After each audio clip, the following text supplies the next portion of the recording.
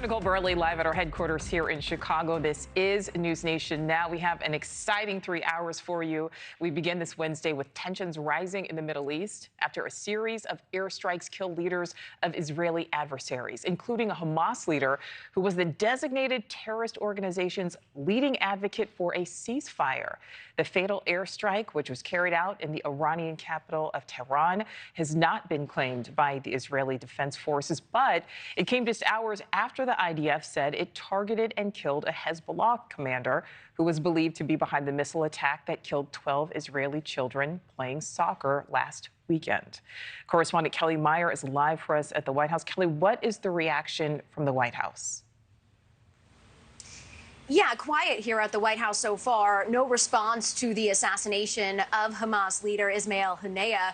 The U.S. says they were not involved in the assassination, and the Biden administration continues to press that war is not inevitable here. We heard that from the White House podium on Tuesday, and we're hearing it overnight from Defense Secretary Lloyd Austin traveling in the Philippines.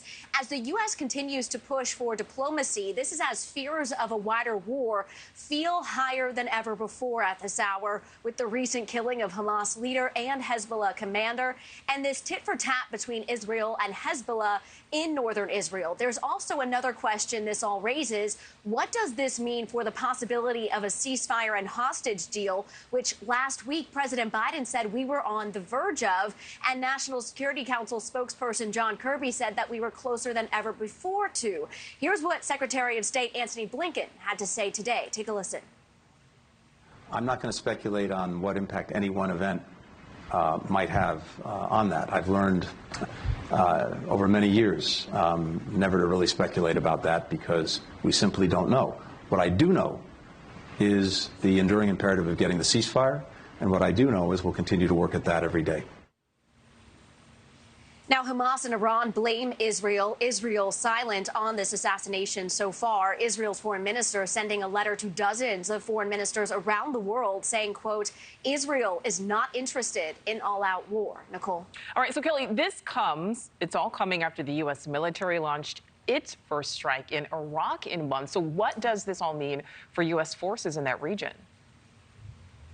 Yeah, and the U.S. bracing for stepped-up attacks in response to this heightened tension between Israel and the strike that killed the senior Hezbollah commander in Beirut. What a defense official is telling us is that the strike in central Iraq Tuesday night was defensive, that militants were preparing to launch a one-way attack drone that posed a direct threat to U.S. forces. This airstrike was the first one in Iraq since February. Now, attacks have quieted since then, but we've seen an uptick in the past week with tensions escalating between Israel and Iran. So this is something we're going to keep an eye on, Nichole. Thank you for watching. Go to newsnationnow.com to find NewsNation on your television provider. And don't forget to click the red subscribe button below to get more of NewsNation's fact-driven, unbiased coverage.